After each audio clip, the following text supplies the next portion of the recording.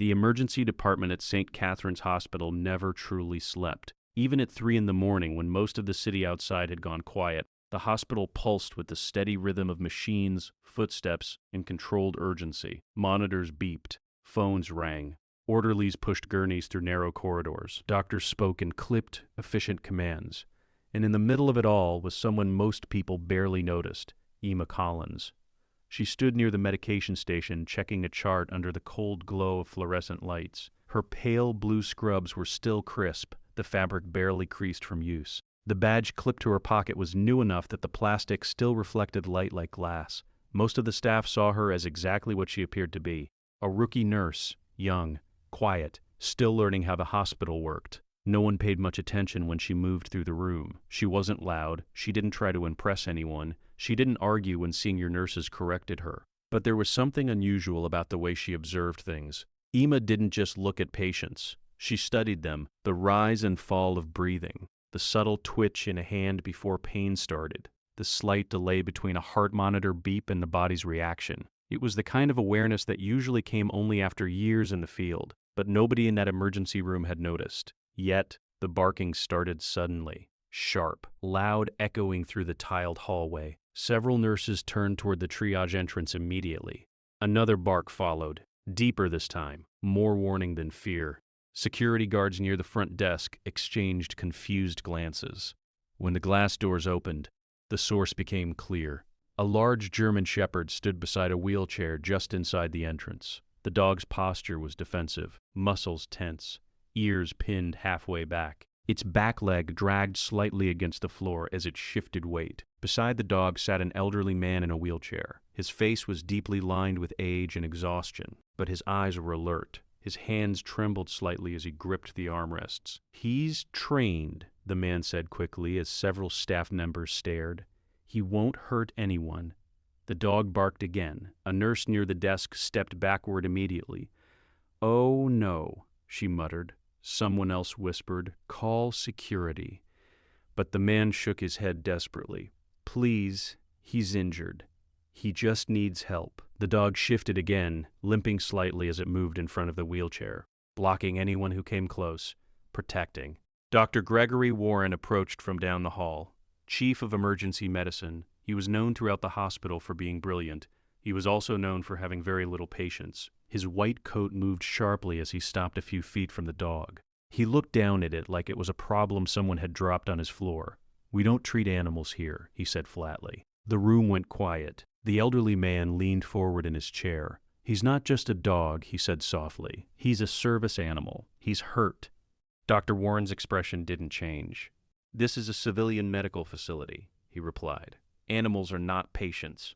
The dog barked again, louder. One of the security guards moved a step forward but hesitated. The German shepherd's eyes followed every movement. "Ready." "Doctor," Warren sighed in annoyance. "Sir," he said, "you need to remove the animal immediately. If it injures someone, this hospital becomes liable." The man's voice cracked slightly. "He saved lives." Dr. Warren didn't respond. Instead, he turned to the security guards. "Escort them out." Across the room, Emma looked up from the chart in her hands. She had been watching the entire interaction quietly. Most people saw an aggressive dog. She saw something else. Pain. The dog's breathing was uneven. Its weight shifted away from the injured leg. Every time someone stepped closer, its muscles tightened. Not attacking, protecting. Someone beside Emma whispered quietly, "Don't get involved. Security will handle it." Emma didn't answer. She was already walking. At first, no one noticed. She moved calmly across the floor, weaving between equipment carts and staff members. Dr. Warren noticed when she was only a few steps away. "Nurse," he said sharply. "Stop." Emma didn't. She stepped past him. Then she did something no one expected. She knelt. Right there on the cold ER floor, the German shepherd snapped its jaws once in warning. Security tensed. Emma didn't flinch. She angled her body slightly sideways. Not threatening, not confrontational. Her hands rested loosely on her knees. And then she spoke. Softly, easy.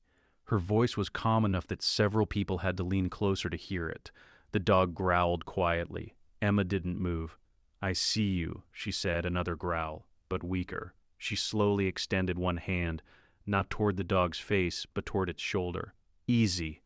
The barking stopped, not instantly, but gradually. The dog's breathing slowed, its ears shifted slightly. It looked at her differently now, not as a threat, as something familiar. Emma placed her hand gently on the dog's neck. The reaction shocked everyone watching. The German shepherd leaned into her touch. A stunned silence spread across the ER. Even Dr. Warren looked momentarily confused. Emma moved her hand slowly down the dog's back, feeling for tension, muscle response, injury points. The dog stayed perfectly still, trusting her. Ligament strain, Emma said quietly after a moment. Several staff members blinked. What? Someone whispered.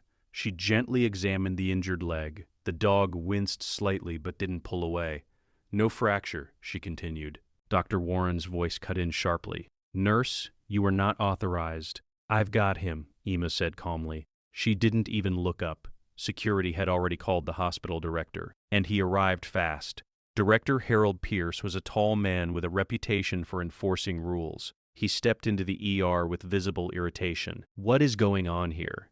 Dr. Warren pointed immediately. She ignored instructions and approached an aggressive animal. Pierce stared at Emma, kneeling on the floor. You violated hospital protocol. Emma finished wrapping a temporary support bandage around the dog's leg. Then she stood. Yes, sir, she said simply. Pierce's voice hardened. You endangered staff. You ignored a direct order. You are terminated. A quiet ripple spread through the room. Some nurses looked shocked. Others looked uncomfortable. Emma didn't argue. She simply nodded. Understood. She turned toward the elderly man.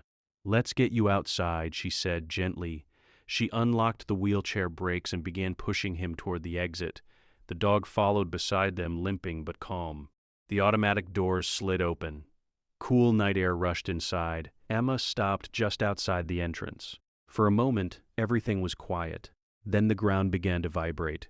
At first it was subtle, a deep mechanical hum in the distance. The dog lifted its head immediately. Its ears stood tall. The elderly man frowned. Do you hear that?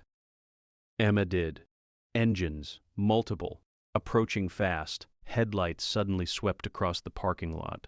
4 black SUVs turned into the hospital driveway one after another. They stopped with precise spacing.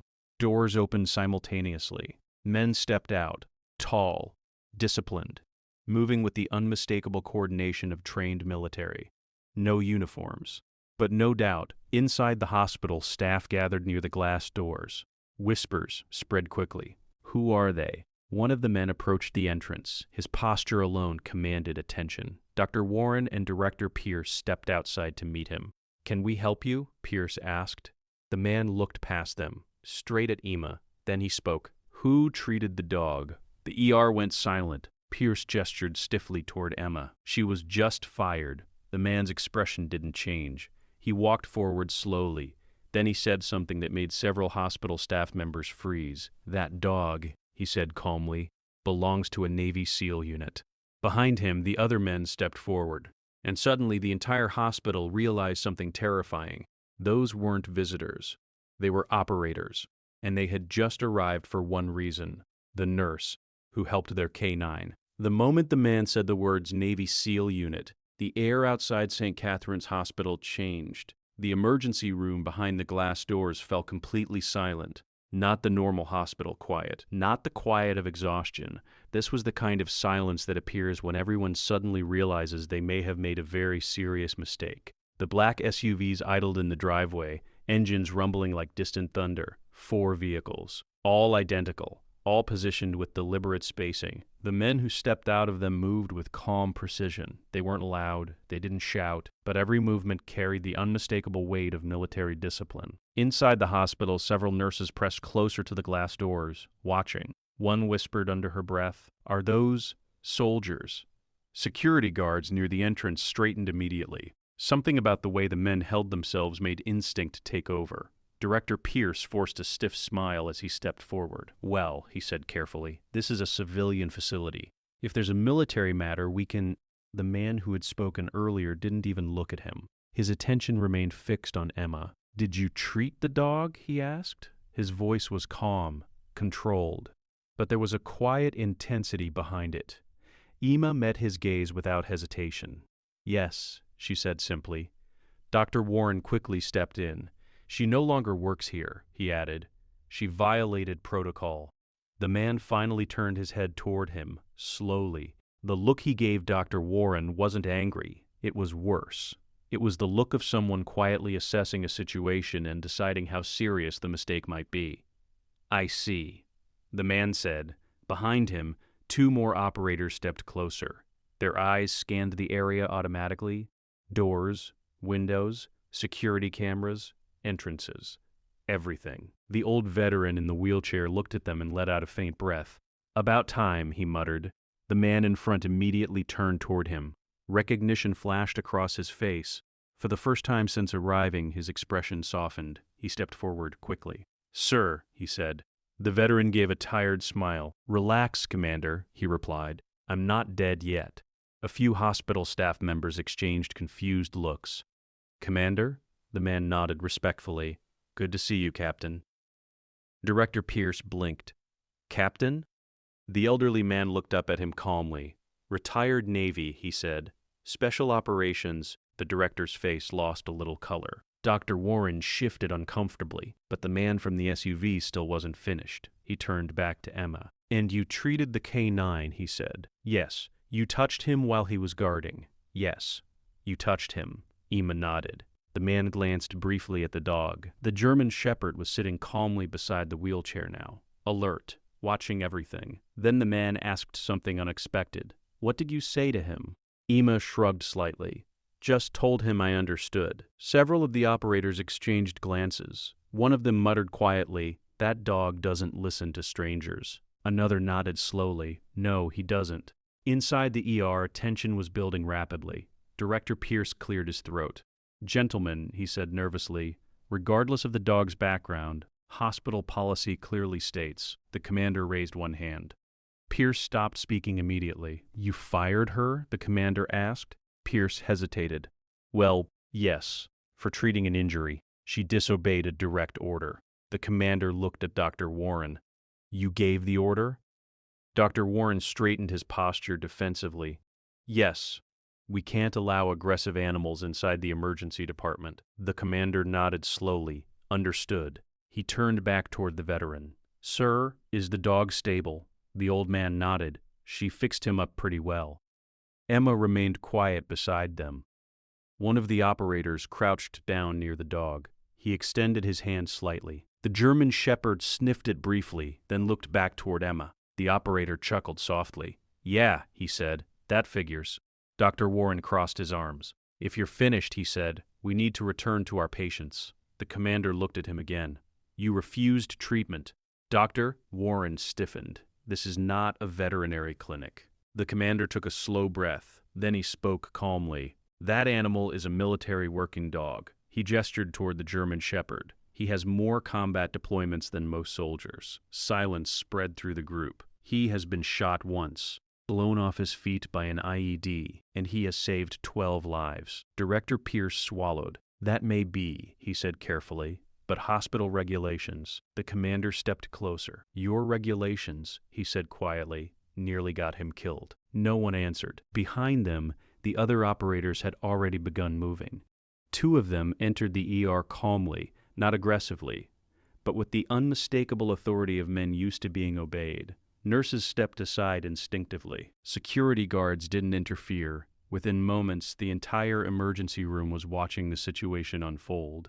Dr. Warren looked increasingly uncomfortable. This is highly irregular, he muttered. One of the operators glanced at him. Sir, he said politely, so is abandoning a wounded service animal. Outside, the commander turned back toward Emma. What's your name? He asked. Emma Collins. Where did you learn to handle K-9s like that? Emma paused. For a moment, the faintest hesitation crossed her expression. Then she answered, picked it up somewhere. The commander studied her, not like a doctor evaluating a nurse, more like a soldier recognizing something familiar. The veteran in the wheelchair suddenly chuckled. You know, he said, that dog hasn't let anyone touch him like that since Afghanistan. Several operators looked sharply at Emma. She didn't react. Dr. Warren shook his head impatiently. Enough of this. He turned toward Pierce. But before Pierce could respond, another vehicle pulled into the hospital driveway. This one wasn't an SUV. It was a black government sedan. Every SEAL outside immediately noticed. Their posture shifted subtly. The commander sighed. "Well," he muttered, "now it gets interesting." The car door opened. A tall man stepped out. Older, silver hair, dark uniform. His presence carried the quiet authority of someone who didn't need to raise his voice. The SEAL commander straightened instantly. Then he did something that stunned the hospital staff. He saluted. Every operator outside followed him. Perfect synchronization. The elderly veteran in the wheelchair smiled slightly. "Well," he murmured, "they sent the admiral." The man approached slowly. Rear Admiral Thomas Hale. His sharp eyes scanned the scene. The veteran, the dog, the cluster of nervous hospital staff. Then his gaze stopped on Emma. For a long moment he simply looked at her. "Yes, sir. And they fired you for it." "Yes, sir." The Admiral looked back at Director Pierce. "Did you?" Pierce suddenly felt very small. "Well, technically, yes." Hale nodded slowly. Then he turned back to Emma. "Thank you," he said. The words were simple, but the weight behind them silenced the entire entrance. Emma nodded politely. "You're welcome." Then the Admiral said something that caused several SEALs nearby to exchange knowing looks. "You handled that dog like someone who's seen combat." Dr. Warren scoffed. "That's absurd." The Admiral didn't look at him. He kept watching Emma. "You ever work with military units before, Nurse Collins?" Emma's expression remained perfectly calm. "No, sir." The Admiral smiled slightly. It was the smile of someone who knew when he was being lied to, but chose not to press. At least, not yet. Behind him, the SEAL commander leaned closer to one of his men and whispered quietly, "Run her name." The operator nodded. Within minutes, they would discover something that would make the entire hospital question everything they thought they knew about the quiet rookie nurse. And when that truth came out, the people who fired her were going to wish they hadn't. The parking lot outside St. Catherine's Hospital had become strangely quiet, not empty, just careful. The 4 black SUVs remained parked in perfect formation, engines now silent. The men who had stepped out of them had spread out naturally, forming a loose perimeter without anyone giving an obvious command. Inside the hospital, word had already spread: military, SEALs, and Admiral. And somehow the center of all of it was the quiet rookie nurse who had just been fired. Emma stood beside the wheelchair where the veteran rested, one hand lightly touching the German Shepherd's neck. The dog remained alert but calm, leaning slightly against her leg. It trusted her. That alone had caught the attention of every operator present, because military working dogs were not known for trusting strangers. Near the entrance, one of the SEAL operators pulled out a tablet from his tactical bag. Commander Reed stepped beside him. "Run the name," he said quietly. The operator nodded and began typing. "Emma Collins." The search connected through a secure military network. For a moment, nothing appeared. Then the system hesitated. The operator frowned. "That's odd." "What?" "Her name's flagging a restricted index." Commander Reed leaned closer. "Restricted how?" The operator tapped another key. The screen flickered. Then a message appeared. "Access limitation. Clearance required." The operator raised an eyebrow. "Well," he muttered, "that's new." Reed glanced toward the Admiral across the driveway. "Try again." The operator entered a different authorization code. The system paused again. Then another message appeared. "File status, classified." Reed exhaled slowly. "Of course it is." He glanced back toward Emma. She stood calmly beside the veteran, speaking quietly to him while checking the dog's bandage. Nothing about her posture suggested she was nervous or surprised, which only made Reed more curious. "Open it," he said. The operator entered one final clearance code. The file unlocked, and both men froze. The first line read, "EMA Collins, former Tier 1 medical officer." The operator blinked. "You seeing this?" Reed leaned closer. "Oh, I'm seeing it." More lines scrolled across the screen. Special Operations Combat Medic, Advanced Trauma Specialist, Joint Operations Command, attached. The operator scrolled further, then stopped again. "Commander." Reed looked. At the center of the screen was a red marking stamped across the page. Status: inactive, classified release. Reed let out a low whistle. "Well, that explains the dog." Across the driveway, the Admiral was speaking quietly with Director Pierce. The hospital director looked like a man standing on thin ice. because military working dogs were not known for trusting strangers. Near the entrance, one of the SEAL operators pulled out a tablet from his tactical bag. Commander Reed stepped beside him. "Run the name," he said quietly. The operator nodded and began typing. "Emma Collins. The search connected through a secure military network." For a moment, nothing appeared. Then the system hesitated. The operator frowned. "That's odd." "What?" "Her name's flagging a restricted index." Commander Reed leaned closer. "Restricted how?" The operator tapped another key. The screen flickered. Then a message appeared. "Access limitation. Clearance required." The operator raised an eyebrow. "Well," he muttered, "that's new." Reed glanced toward the Admiral across the driveway. "Try again."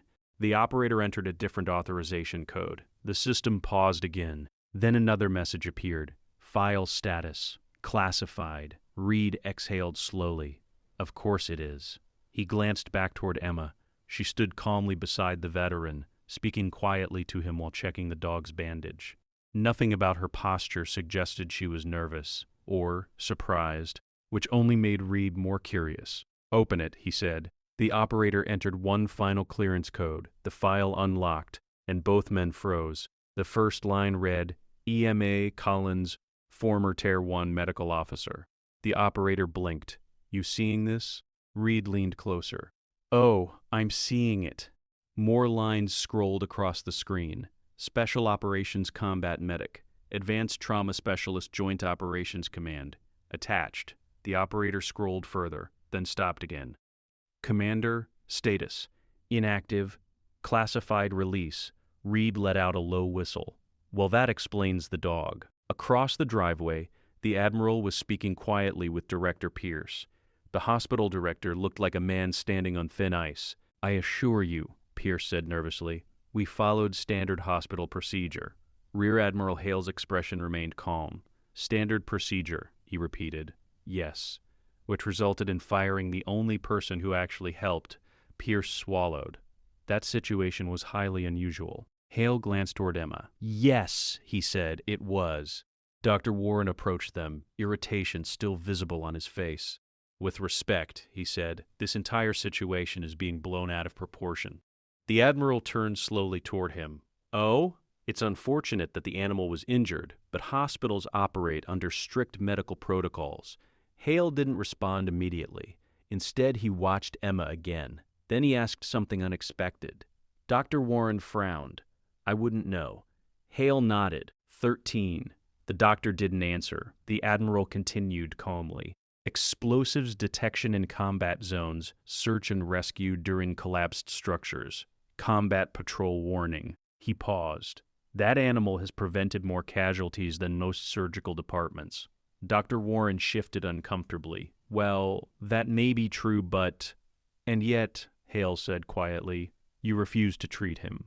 The doctor opened his mouth to argue again, but before he could speak, Commander Reed approached. "Sir." Hale turned. "Yes." Reed held up the tablet. "You should see this." The Admiral took the device. His eyes scanned the screen. The change in his expression was subtle, but unmistakable. Recognition. He looked back toward Emma. Then he laughed softly under his breath. "Well," he murmured, "that explains everything." Director Pierce looked confused. "Explains what?" Hale handed the tablet back to Reed. Then he walked toward Emma. Emma noticed him approaching but didn't move. She finished adjusting the dog's bandage first. The German Shepherd lifted its head slightly as Hale approached, but it didn't growl, didn't bark. Instead, it watched, evaluating. The Admiral stopped a few feet away. "You left the service 8 years ago," he said calmly. The veteran in the wheelchair blinked. "What?" Emma didn't react. She kept her hand resting gently on the dog's shoulder. Hale continued. "Special Operations Medical Unit. Joint Command." The veteran turned toward her slowly. "Well, I'll be damned." Emma sighed quietly. "I was wondering when someone would check." The veteran chuckled. "You could have mentioned that earlier. You didn't ask." Hale studied her carefully. "You disappeared after your final deployment." Emma shrugged slightly. "Needed a different life." The Admiral nodded slowly. "That tends to happen." Dr. Warren approached again, confused. "I'm sorry," he said sharply. What exactly are you implying?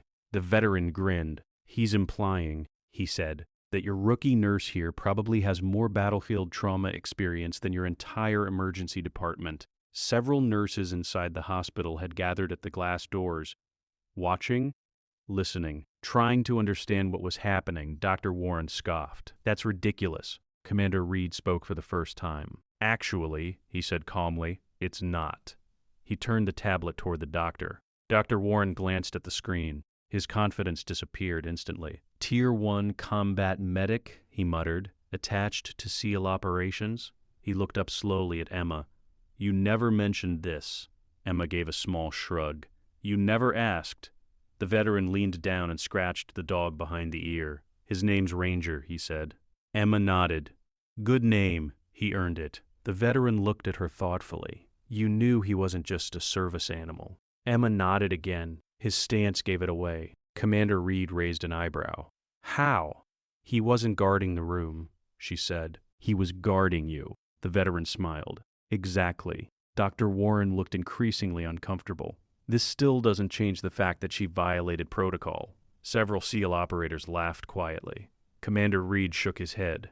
Doctor, he said, you're still not understanding the situation. Dr. Warren frowned. What situation? Reed gestured toward Emma. That nurse you fired tonight?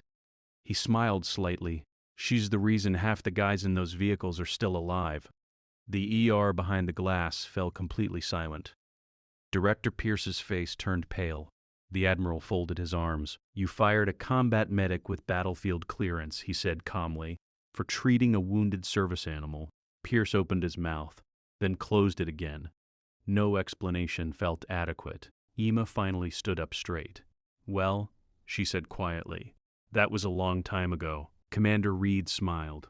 Not long enough. The veteran chuckled again. Kid, he said, you just embarrassed an entire hospital. Emma shook her head. That wasn't the goal. Hale looked at her carefully. No, he said, it never was. Inside the hospital, the staff had begun whispering again, but now the tone was different. Not doubt, respect, and something else. Regret. Because everyone inside that building had just realized the same thing. The quiet rookie nurse they had ignored was never a rookie at all. The tension outside St. Catherine's Hospital had barely begun to settle when the emergency room doors burst open again. A paramedic rushed through first. Trauma, incoming, he shouted. His voice cut through the quiet like a siren. Inside the ER, nurses immediately snapped back into motion. Gurneys rolled into position. Equipment trays were opened. The calm tension that had surrounded the entrance vanished under the familiar rhythm of crisis. Director Pierce stepped aside as the paramedics pushed a stretcher through the doors. Blood soaked through the side of his shirt. His breathing came in shallow, uneven gasps. The paramedic spoke quickly. Male, early 30s. Severe internal bleeding suspected. Collapse at nearby construction site. Vitals? Blood pressure dropping fast. The monitors began screaming the moment the patient was connected. One nurse looked up. BP 60/30. Dr. Warren's expression hardened. Prep trauma 1.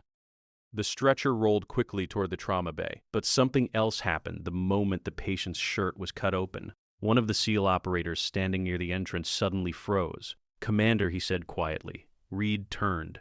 Then his eyes widened. The unconscious patient's chest revealed something unmistakable. A small tattoo. A trident. The SEAL insignia. Damn, Reed muttered. He turned toward the Admiral. Sir, he's one of ours. Rear Admiral Hale stepped inside immediately. Which team? The operator leaned closer. Team 4. The veteran in the wheelchair looked toward the trauma room. That kid? He said quietly. Ranger lifted his head. The dog seemed to sense the tension immediately. Inside Trauma 1, the situation was deteriorating quickly. Dr. Warren leaned over the patient, scanning the vitals. Where's the bleeding source? A nurse checked the ultrasound scanner. I can't see it clearly. The patient's pulse weakened further. The monitor screamed again. Pressure dropping, another nurse said. Dr. Warren swore under his breath. Prep for exploratory surgery. But there was a problem. The operating room upstairs was still being prepared. Moving the patient would take time he clearly didn't have. The monitor let out a long warning tone. Flatline. For half a second, the room froze. Then chaos erupted. Start compressions. A nurse began CPR immediately. Dr. Warren shouted orders rapidly. Epinephrine. Push 1 milligram, but the rhythm refused to stabilize. The heart monitor continued screaming. Outside the trauma room, the SEAL operators watched through the glass. No one spoke. Commander Reed's jaw tightened. He's crashing. The veteran looked toward Emma. She hadn't moved, but her eyes were locked on the scene inside the trauma room, watching, calculating. Then she spoke quietly. He's bleeding internally. Reed looked at her. You can see that from here? Emma nodded slightly. Look at his abdomen. The swelling was subtle, but it was there. Reed turned back toward the glass. Doctor's missing it, he said. Inside the trauma bay, Dr. Warren continued calling commands, but uncertainty had crept into his voice. The bleeding source still hadn't been identified, and every second that passed meant more blood loss. Emma stepped forward. She pushed the trauma room doors open. Several nurses turned immediately. Dr. Warren looked up in disbelief. What are you doing here? He snapped. You were fired. Emma ignored the comment. She stepped closer to the patient. The monitor continued screaming. The heart rhythm unstable. She pressed a hand lightly against the patient's abdomen. Then she looked at the ultrasound monitor. Liver laceration, she said calmly. Dr. Warren scoffed. That's speculation. Emma didn't argue. Instead, she grabbed the ultrasound probe herself. One quick scan. Then she rotated the screen. Dark fluid appeared clearly across the image. Blood pooling. A nurse gasped. Oh my God! Dr. Warren stared at the screen. His confidence faltered. How did I miss that? Emma was already moving. Clamp tray, she said. The nurse hesitated. Dr. Warren glared at her. Don't give her anything. Emma looked at him calmly. If we wait 5 minutes, she said, he dies. No one spoke. The monitor beeped again. Slower this time. Commander Reed stepped into the room.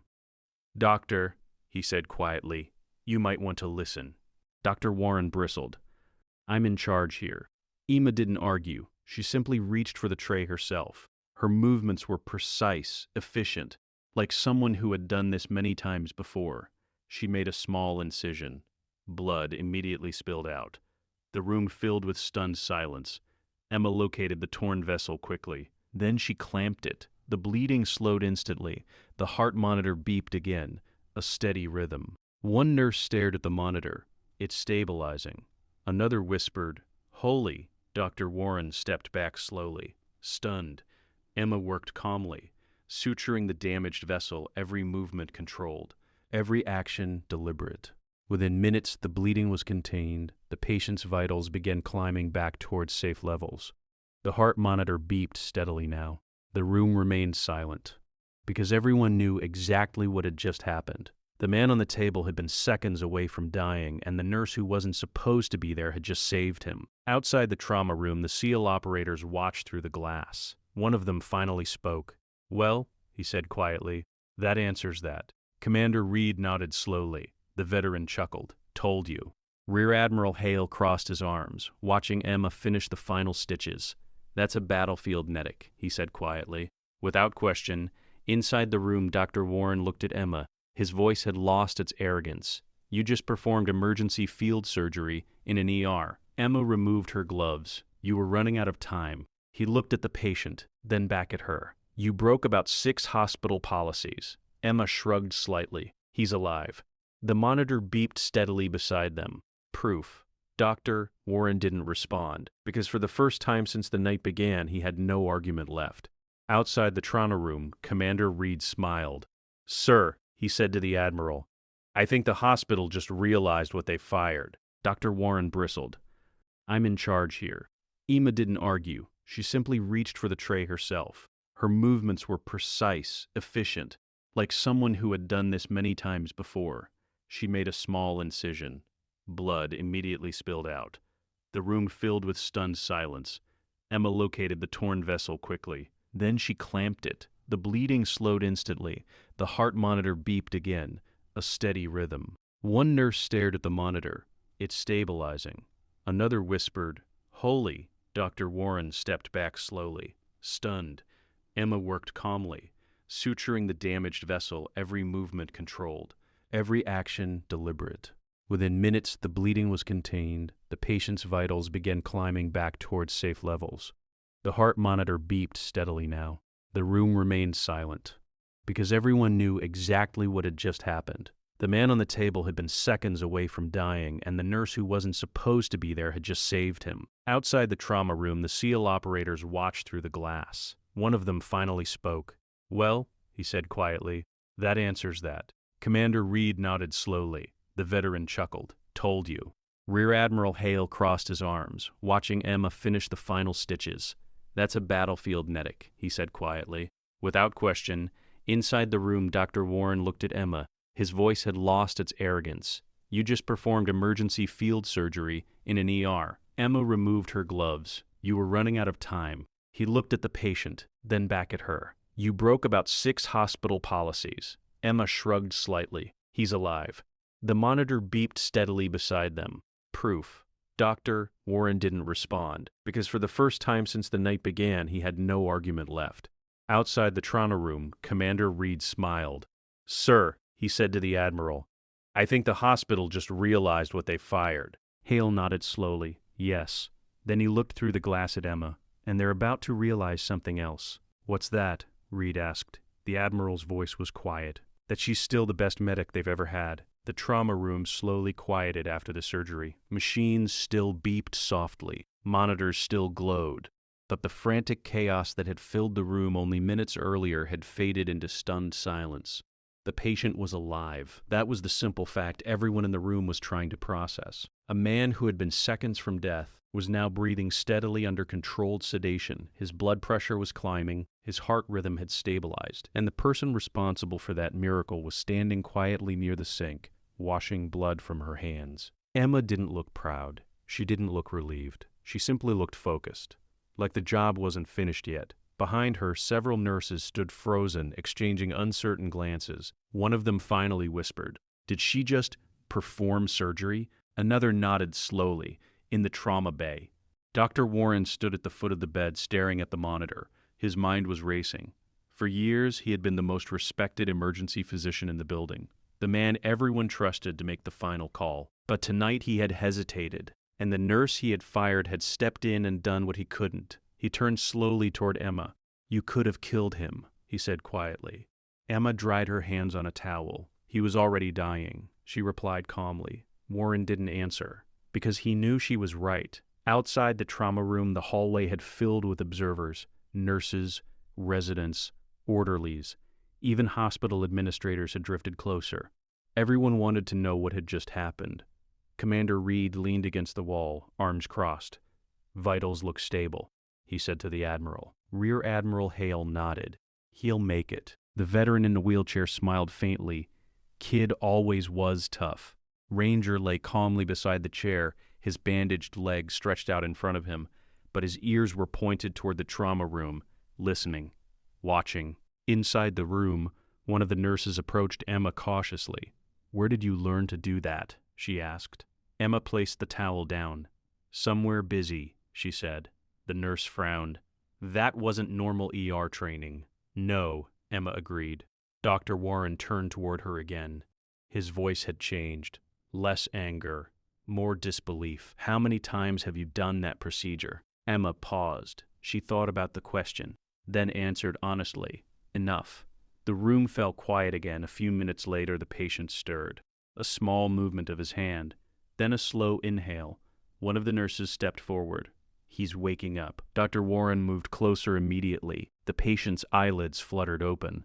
His vision was blurry at first, confused. The lights above him were too bright, the machines too loud. But slowly his focus sharpened, and the first thing he saw was a group of strangers in medical scrubs staring down at him. He frowned weakly. "Hospital?" Dr. Warren nodded. "You had internal bleeding." The patient blinked again, trying to piece together what had happened.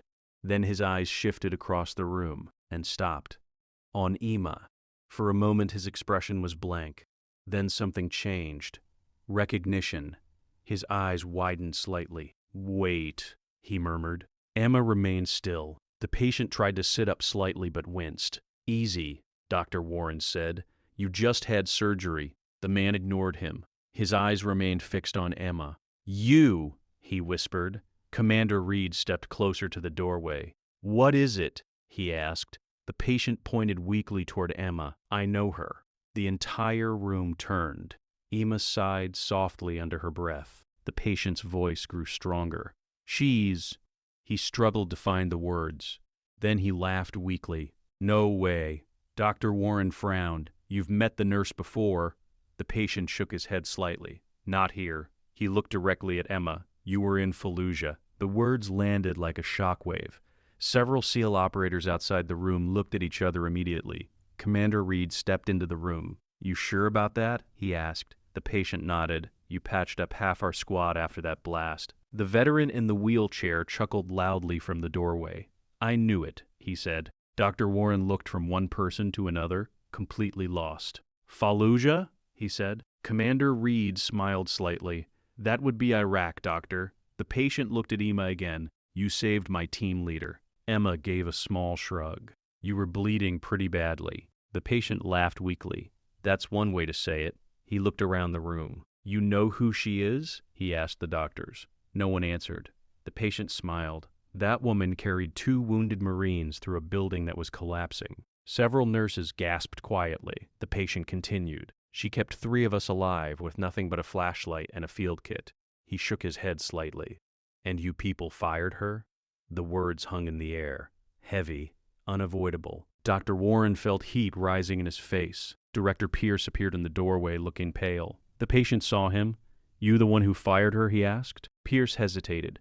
"Well, technically." The patient laughed again. "Man," he said, "you just fired one of the best combat medics the SEAL teams ever worked with." The hallway erupted in whispers.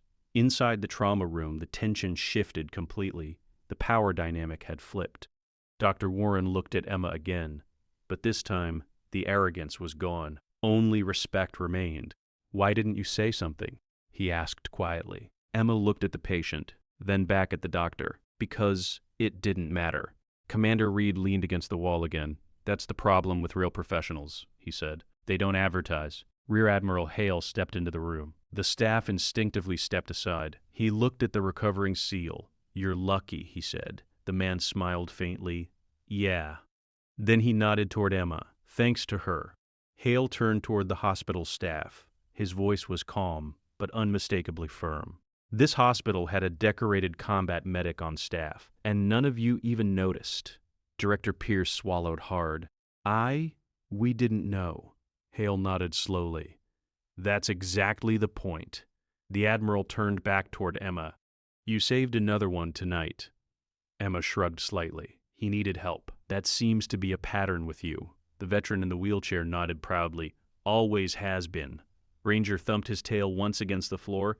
Even the dog seemed to agree. And for the first time since the night began, the entire hospital understood exactly who they had almost thrown away. Morning light had begun creeping through the high windows of St. Catherine's Hospital by the time the emergency room finally slowed down. But the hospital didn't feel the same.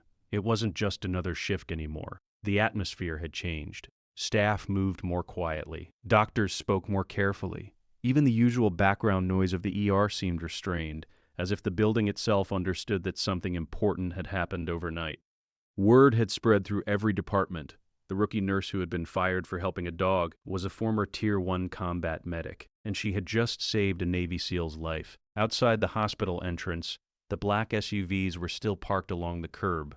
The operators leaned casually against the vehicles, drinking coffee that one of the nurses had nervously brought them earlier. But their relaxed posture didn't hide the fact that they were still watching everything. Inside the trauma bay, the injured SEAL was stable. His name was Lieutenant Marcus Raines. His color had returned. His breathing was steady. Every few minutes he glanced across the room toward Emma, almost like he still couldn't believe she was standing there.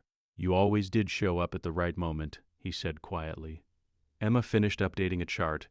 "Bad timing is more common," she replied. Raines laughed softly. "That's not how I remember it." Near the nurses' station, Director Pierce stood with Dr. Warren and 2 hospital administrators. Their conversation was tense. "This situation is escalating," Pierce said quietly. Dr. Warren rubbed his forehead. "Escalating?" "The military just occupied our parking lot." Pierce looked toward the entrance doors. 3 news vans are outside now," the younger administrator whispered nervously. They're asking about a Navy SEAL medical incident. Dr. Warren sighed. This is turning into a disaster. Pierce shook his head slowly. No, he said, it already is. At that moment, the glass doors opened again. But this time, the vehicles arriving were different. 2 black government sedans pulled up quietly. No sirens, no flashing lights, just authority. Rear Admiral Hale noticed immediately. His expression changed slightly. Well, he said quietly, here we go. Commander Reed looked toward the entrance. Who's that? Hale adjusted his uniform jacket. People who ask difficult questions. 2 men stepped inside. Dark suits, sharp posture, calm expressions. But the moment they entered the ER, the room's temperature seemed to drop. Everyone recognized the type immediately. Federal investigators. One of the men approached the Admiral. Admiral Hale. Hale nodded. Agent Morales. The agent glanced briefly around the room, then toward the trauma bay. We received a report of a military service animal being denied treatment. His eyes shifted toward Director Pierce and a classified medical specialist being terminated. Pierce's throat tightened. We were unaware of her background, he said quickly. Morales didn't respond. He simply looked toward Emma, standing quietly beside the bed, watching a monitor. The agent studied her for several seconds. Then he walked toward her. Nurse Collins, he said. Emma turned slightly. Yes. He held out a badge briefly.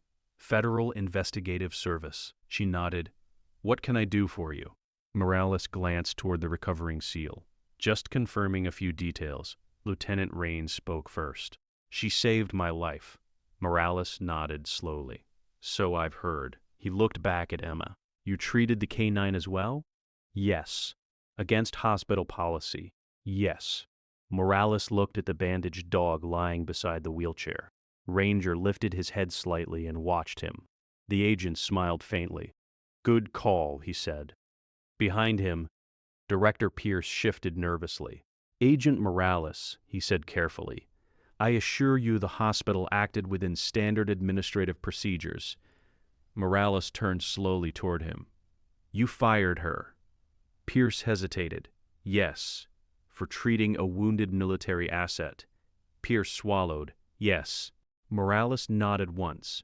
Interesting. He turned toward the Admiral. Sir, the Department of Defense will want a report. Hale folded his arms. They'll get one. Morales glanced around the ER again, along with a recommendation. He asked. Morales answered calmly. A review of this hospital's federal trauma certification. The room went silent. Dr. Warren stared at him. You can't be serious. Morales looked at him. You refused treatment to a decorated service animal. She looked around the emergency department, nurses helping patients, doctors moving between rooms, families waiting anxiously in chairs. This place needs people too, she said. Hale nodded slowly. That's true. Then he said something quieter. But places like this also need leaders. Emma frowned slightly. I'm not interested in leadership. The Admiral chuckled. You've been leading all night. She shook her head. I just did what needed to be done. That, Hale said, is exactly what leadership is. Outside the hospital, the media crowd had grown larger. Reporters continued broadcasting updates, but none of them had been allowed inside. Agent Morales had made sure of that. This story will calm down eventually, he told Hale. Hale nodded, but the lesson shouldn't. Morales glanced through the glass doors toward Emma. She doesn't seem interested in the attention. That's why she earned it, Hale replied. Back in the ER, Director Pierce slowly approached Emma. Several staff members noticed immediately. The room quieted again. Pierce stopped a few feet away. Nurse Collins, he said. Emma turned. Yes? He took a breath. Your termination has been officially rescinded. She nodded. I assumed it would be, Pierce continued, and the hospital would like you to remain on staff. Emma studied him. You're sure? Yes. He paused. And if you're willing, we'd like to offer you a senior trauma training role. Several nurses gasped quietly. Dr. Warren raised his eyebrows. Emma looked genuinely surprised. You want me to teach? Pierce nodded. After what we saw last night, he gestured toward the ER. I think everyone here could learn from you. Emma was silent for several seconds. Finally, she spoke. On one condition, Pierce straightened. Name it. No one here is ever punished again for helping a patient. Pierce nodded immediately. Agreed. Emma extended her hand. Then I'll stay. Pierce shook it, and the entire emergency department felt the moment, because the quiet nurse who had been fired the night before had just become the person who would shape how the hospital treated patients for years to come. Across the room, Commander Reed leaned toward Rains. Told you, he said. She's still the same. Rains smiled. Yeah. He watched Emma talking with nurses who now listened to every word she said. Some people don't change. Rear Admiral Hale watched the scene quietly. Then he nodded once to himself. Good, he murmured. By early evening, the chaos that had surrounded St. Catherine's Hospital began to fade. The news vans were still parked outside, but the reporters had stopped shouting questions at the entrance. Most of the excitement had moved online now. Headlines, clips, speculation spreading across screens everywhere. Inside the hospital, things slowly returned to the familiar rhythm of care. Monitors beeped. Footsteps echoed through hallways.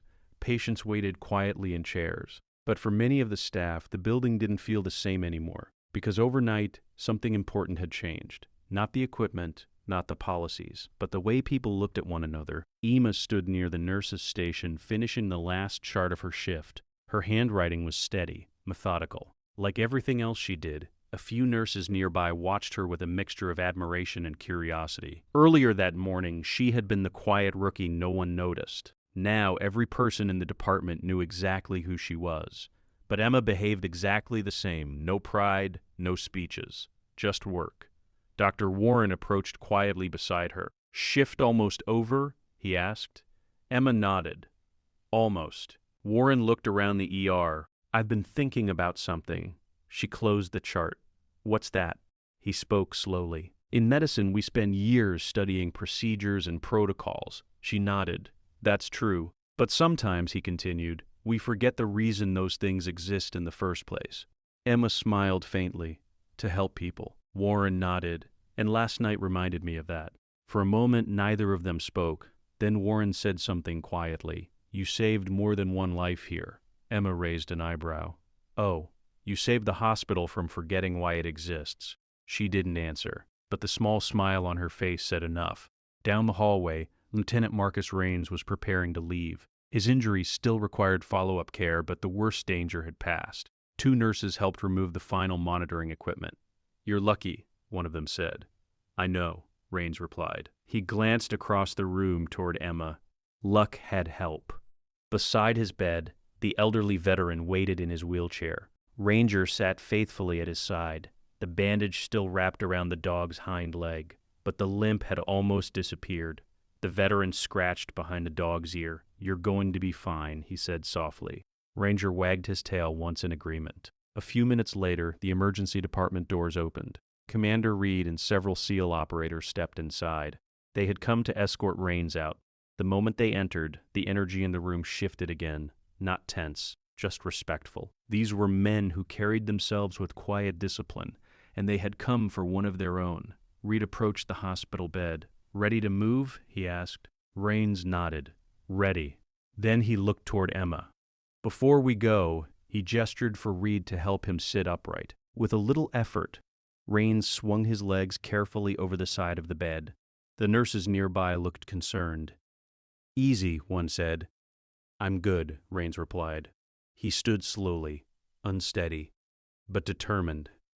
Then he turned toward Emma. The entire room seemed to pause, because everyone could sense something meaningful about to happen. Rains straightened his posture, then he raised his hand, a salute, clean, precise. Every SEAL in the room immediately followed. 8 men, standing perfectly still, saluting the nurse. The silence in the ER was absolute. Several nurses wiped tears from their eyes. Dr. Warren looked down briefly, humbled. Commander Reed held the salute for several seconds. Then he lowered his hand. You saved one of ours, he said quietly. Emma looked almost embarrassed. You would have done the same. Reed shook his head. Maybe. Then he smiled. But you actually did. The veteran wheeled himself closer. You know, he said, I've seen soldiers get medals for less. Emma laughed softly. I'm not interested in medals. The veteran nodded. Good. He pointed toward the patients scattered around the emergency department, because those people need nurses more than soldiers. Emma looked across the room, families waiting anxiously, children sitting beside injured parents, doctors moving quickly between beds. "Yes," she said quietly, "they do." Near the entrance, Rear Admiral Hale had been watching the entire scene. Agent Morales stood beside him. "That's not something you see every day," Morales said. Hale nodded. "No." Morales glanced toward Emma. She could have had a completely different career. Hale smiled slightly. "She still does." Morales frowned. "How do you mean?" The Admiral gestured toward the ER. "She's exactly where she belongs." Outside the hospital, the evening air had cooled. The SEAL operators carefully helped Raines into one of the SUVs. The veteran followed, Ranger jumping gently into the back seat beside him. Before the door closed, the old man looked back toward the hospital entrance. Emma stood there quietly, watching. He raised his hand in one final salute. Emma nodded in return. Then the SUVs pulled away, their engines fading into the distance. The emergency department grew quiet again. The media vans eventually packed up and left. The investigators finished their reports, and the hospital returned to its normal routine. But something about the night would stay with everyone who had witnessed it, because they had learned something important. Heroes don't always arrive wearing medals. Sometimes they arrive wearing simple blue scrubs. Sometimes they work quietly in the background. Sometimes they are the people no one notices. Until the moment everything depends on them. Emma finished her shift a few minutes later. She collected her bag from the locker room and stepped toward the exit. Dr. Warren stopped her near the door. "See you tomorrow?" he asked. Emma smiled. "Of course." She pushed open the doors and stepped into the evening air. For the first time all day, the parking lot was calm. No reporters, no military vehicles, just the quiet city beyond the hospital walls. Emma took a slow breath. Then she walked toward her car. Another shift would begin tomorrow. Another group of patients would need help. And she would be there, just like always, quietly doing the work that mattered. Because sometimes the greatest heroes are the ones no one recognizes until it's too late to ignore them. If this story moved you, take a moment to remember the people who quietly save lives every day. Like the video, subscribe to the channel, and comment what you would have done.